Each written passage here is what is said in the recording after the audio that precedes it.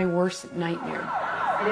There could be brain damage, fractures to the neck. They don't know if he'll be paralyzed. I didn't know what I was going to do. I didn't know where I was going to stay. He was lifeless. He was blue. Call 911. She's unconscious. Let's go. And he said, well, what you need to do is call the Red Cross.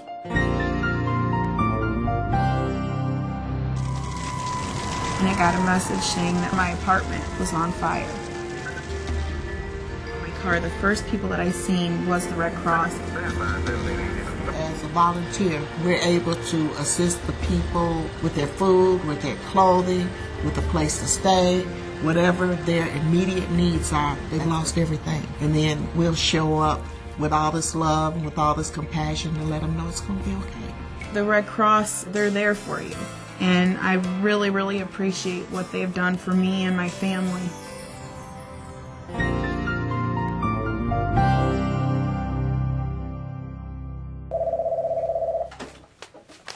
American Red Cross SafeRide. I got SafeRide on the line. You're in no condition to drive. Hey, I need a ride. Can you take me home? Where's home? Oh, yeah, it's 673 Rasadero in Palo Alto. Okay, it's about almost 1 o'clock. We'll be there in about 20 minutes, and you just look for the SafeRide car. Oh, great. Thanks, guys. Thanks for doing this. Sure, no problem. Let's go. You know where we're going? Yes, it's 995 Personal Road in the hills. Okay.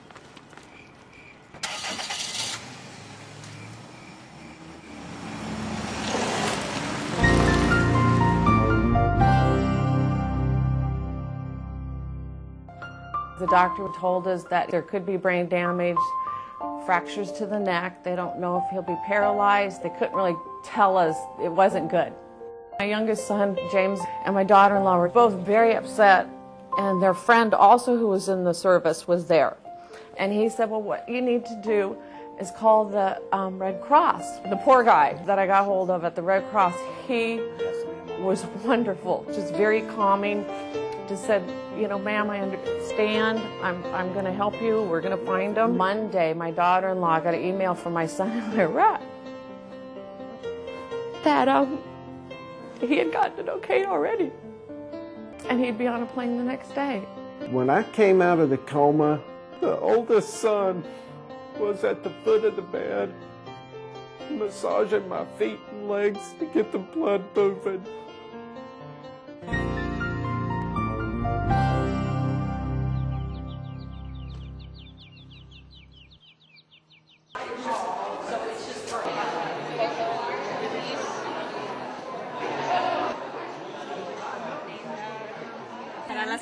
Para las clases de CPR.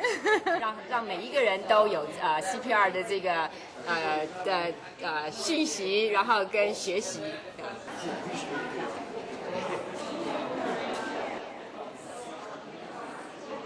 Leader, 1, 2. Here's some information that you need to know. 你需要听他呼吸的声音。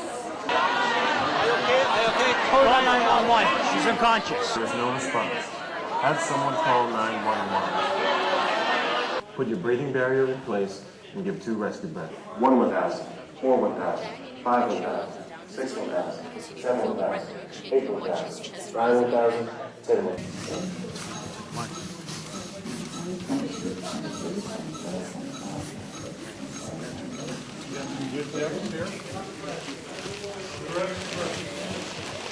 Tres, dos, uno, go. 1 2 3 4 5 6 7 8 12 13 14 15 16 可以感觉到。开背。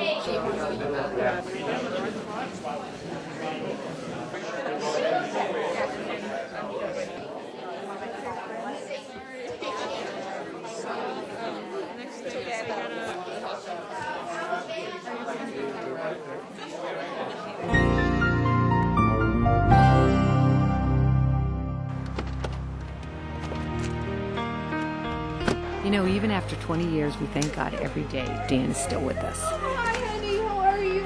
Welcome home. our neighbors had a pool. So they called me up and asked me if we could go.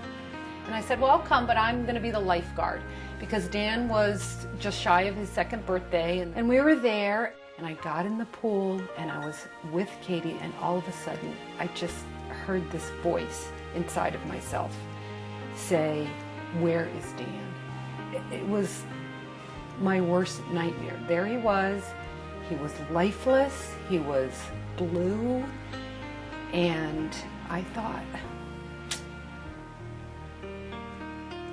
so I told the kids, call 911 right now. And then I thought, I know CPR, I can do this. And even though I was very scared, I thought, okay, just breathe for him. That's the first thing, ABCs. And about the 3rd round of me doing it, he just had this complete projectile vomiting of the water and everything, took his breath. So I remember I picked him up and I put him over my shoulder and he vomited down my back and I didn't care. I was so glad. And I patted his back and then he took his little hand and he patted my shoulder, and I remember thinking, he's okay, because it takes a high level of functioning of the brain to be able to do that.